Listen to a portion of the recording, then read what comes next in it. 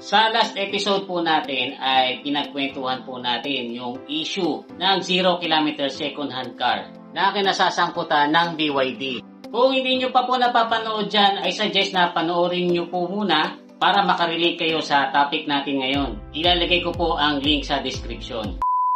So guys, dun po sa umpisa ng vlog natin last time, sinabi ko na ilag talaga akong mag-vlog ng tungkol sa mga Chinese cars. Kasi pansin ko po na every time na ganyan ang iba-vlog ko, marami talagang bashers. Tapos maraming nag-aaway sa comment section. Marami pong nakamisinterpret na yun ay anti-Chinese na content.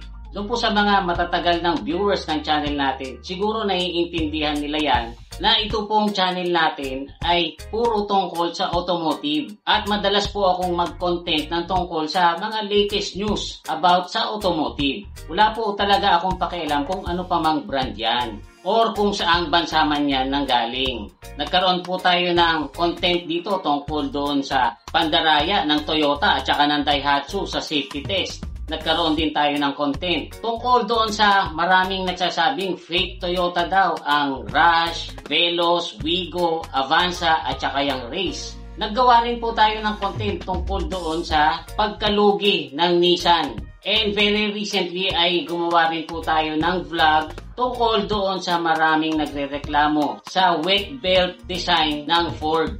Ang kaibahan nga lang po doon sa mga videos na yun, pag binasa nyo yung mga comments, maganda ang palitan ng opinion. Pero pagka talaga ang binablog ay tungkol sa Chinese cars, madalas maraming nagko-comment ng toxic. So ngayon po guys ay pumili ako ng mga ilang comments doon na interesting. Tapos bibigyan po natin ng konting reaction or reply. Isa po sa nag-comment ay si Ron Alan Lim. So ang sabi niya po dito, pag sinampal kayo ng kaso ng BYD, 20 agad yan, kaya ingat-ingat. Then parang ganun din po yung comment ni Rodel Valles. Ang sabi niya, ingat bro, matindi ang binangga mo, baka makasuhan ka. Tapos ito naman pong si Herbs Leia ay nag-send ng screenshot ng article tungkol sa kinasuhan ng defamation ng BYD, yung mga influencers na naggawa ng vlog na offensive sa BYD. So guys, kung mapapansin nyo yung last video natin, ang sabi ko po doon, ay nag-start ang issue ng 0 km second-hand car scheme noong ipalabas yung interview kay Wei Jianjun na chairman ng GWM or Great Wall Motors. Sabi ko rin po doon sa video, wala naman talagang pinangalanan itong si Wei Jianjun. Pero obvious na ang pinatatamaan niya ay ang BYD kasi BYD lang naman talaga ang number 1 ngayon sa sales pagdating sa EV. At saka matagal na po kasi sila talagang nagbabanatan ng maaanghang na salita. And then kung mapapansin nyo po dun sa thumbnail natin, may nakalagay po dyan na allegedly. Ang ibig sabihin po sa Tagalog ay di umano or hindi pa proven. Sa duration po ng video natin, palagi nyo akong maririnig na nagsasabi ng daw, raw, or sabi ni. Kasi guys, yung pong vlog ko na yon ay basically Tagalized version noong interview na ginawa ni Wei Jianjun. At wala po talaga akong opinion doon. Kasi guys, marami naman po talagang nauna na magbalita nito, kaya nga lang puro English. Ilang weeks na pong umiikot ang issue na ito sa automotive world. Siguro ako lang po yung naunang magtagalog nito. Saka guys, ito naman po kasi ay under investigation pa, hindi pa po ito proven. At kung ano man po yung patatakbuhan ng investigasyon, makakaasa kayo na ire-report ko din sa inyo. Po itong si Super Bonbel at saka itong si Chris, napansin nila yung mga sentences ko, parati daw mayroong daw at saka raw. Kasi nga guys, yung content po natin na yun ay hinango ko lang doon sa interview.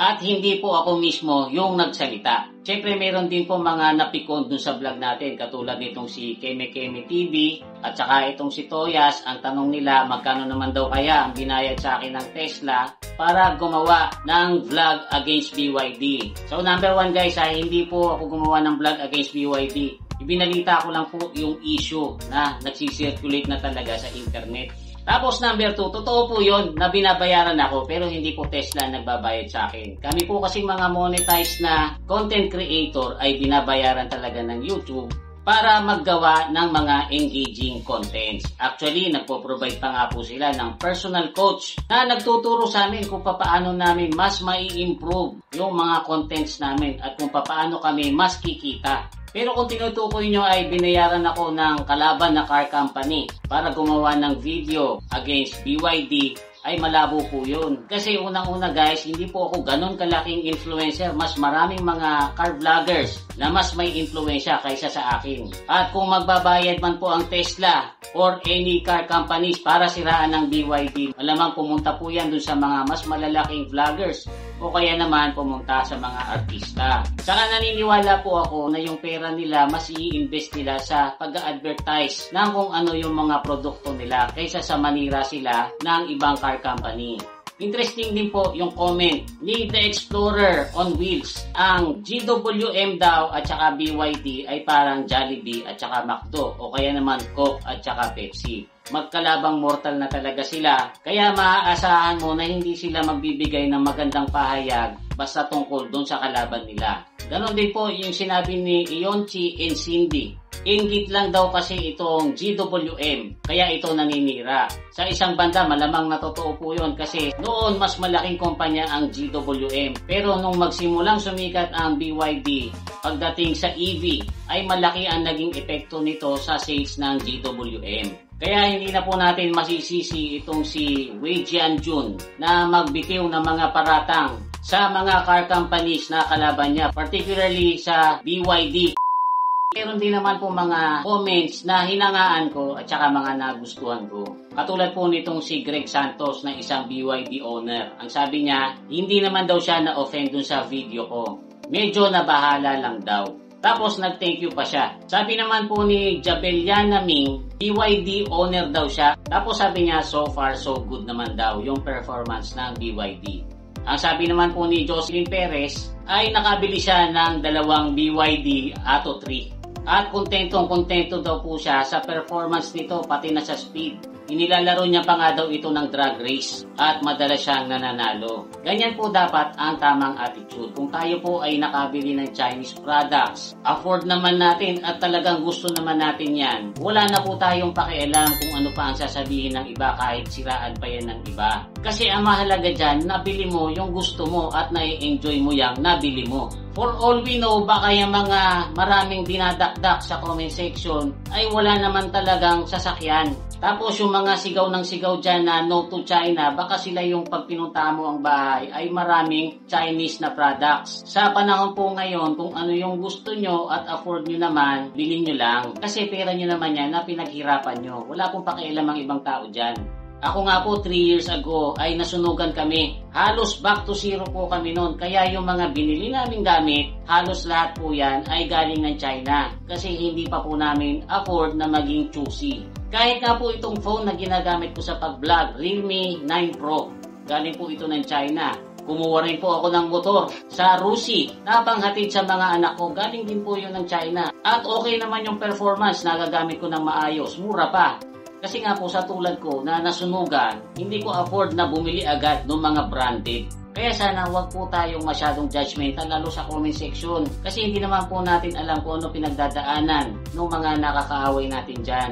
Kasi sa totoo lang, yung pong mga hinahangaan natin Japanese brand katulad ng Honda, Toyota, Mitsubishi, Nissan, kahit po yung mga European brands at saka mga American brands, pag pumunta kayo ng China, makikita nyo na sila mismo nahandon at nakikipag-partner sa mga local Chinese car companies.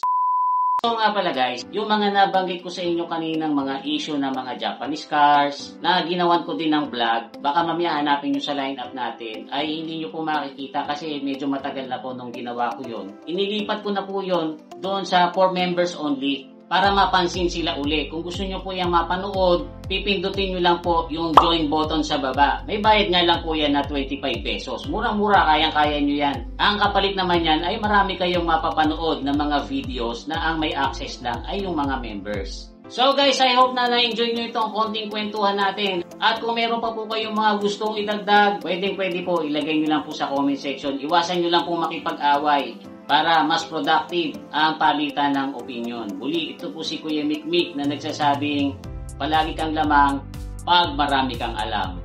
Bye-bye!